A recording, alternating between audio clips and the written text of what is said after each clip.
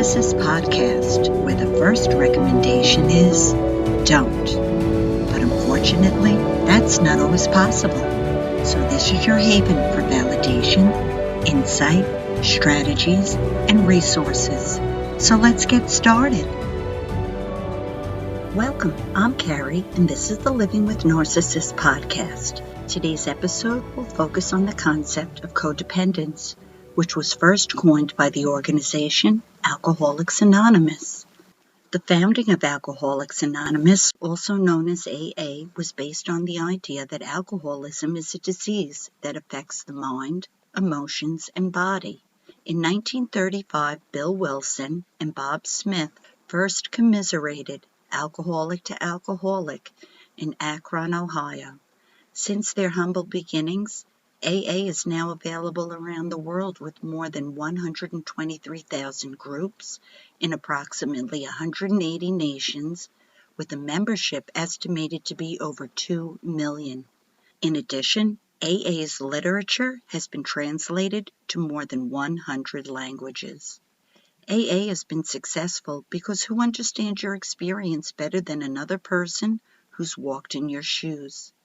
That's the catalyst for this podcast, as well as the catalyst for other podcasters who have grown up in dysfunctional families and have been victims of narcissistic abuse. AA coined the term codependence to describe the unhealthy behaviors of people who support and enable an alcoholic. The term originated from the experiences of the wives of AA members, who noticed that they were all doing similar things to protect their husbands, themselves, and their children from the consequences of their husband's alcoholism. This was the catalyst for the creation of the term codependence, the creation of Al-Anon in 1951, and the addition of Alateen in 1957. Codependence is a dysfunctional relationship dynamic where one person assumes the role of giver, sacrificing their own needs and well-being for the sake of the other, the taker. Codependence is not a clinical diagnosis or a personality disorder and has sparked much debate and controversy among experts in the field of psychology. Codependence is a relational dynamic. Just like you cannot be a narcissist alone, you can't be codependent alone.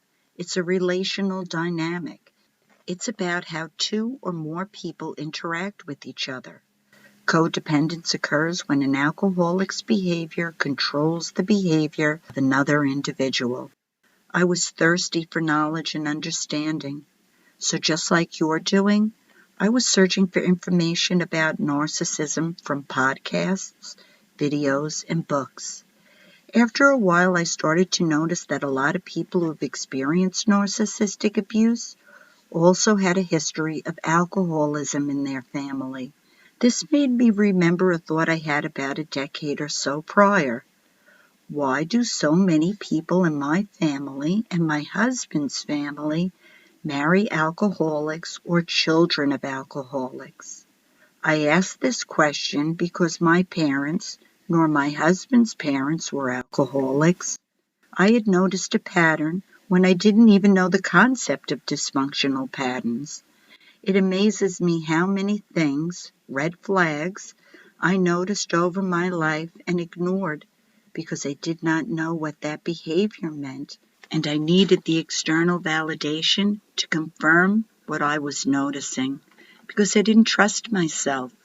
Well, anyway, this realization made me wonder, are there any books about children of alcoholics? Surprisingly, there was one, literally one book entitled Grandchildren of Alcoholics, Another Generation of Codependency, written by Ann W. Smith. This book was released in January of 1988, which was 36 years ago and 2 years after I got married. This book is no longer in print, but you may be able to find a used copy on Amazon like I did. I'll leave the information in the show notes. Despite being printed in 1988, I found this book to be very insightful and a good place to start especially if you're a grandchild of an alcoholic like me. Struggling because I'm codependent? And the answer, yes, I am codependent. This was quite a surprise since I'm not an alcoholic, and neither is my husband or our parents. I thought, codependency, not just for alcoholics anymore. This controversial concept emerged in the substance abuse community in the 1980s and was originally applied to the caretaking patterns seen among partners of alcoholics. But since then, it's been applied not only to substance addictions, but to gambling, sex, food, work, spending, smoking, sports, and relationships, to the point of a love addiction with an intimate partner. It's also been applied to other kinds of mental health and behavioral problems, including domestic violence and emotional abuse. Once I read this list, a flood of memories of myself and other people in my family engaging in these behaviors to excess. I knew my grandfather was an alcoholic, but what about the other relatives I never knew, because they weren't alive or passed shortly after I entered the world? So I went to the only place I could, to my beloved elderly aunt who was in her 90s. I asked her, did any of our relatives engage in these behaviors? I read off Ann Smith's list, and just like she predicted, we had someone in the family that was engaging in one or more of these behaviors on the list. Wow, I can't believe it. I felt like I struck gold. Now I knew the answer to the question I'd been asking my entire life when I was struggling. How did I get so messed up in a good family? Answer: you are experiencing the multi-generational curse of codependence. Eureka! Now I know what the problem is, and I know that all curses can be broken. With that, I prayed for more wisdom, and my prayers were answered. Here are some of the things to know about codependency. Codependency is a learned behavior. It can be passed down through generations and also occur alongside other addictions and behavioral problems. Codependency is unhealthy. It can lead to one-sided, emotionally destructive and abusive relationships. Codependency can be a threat to sobriety.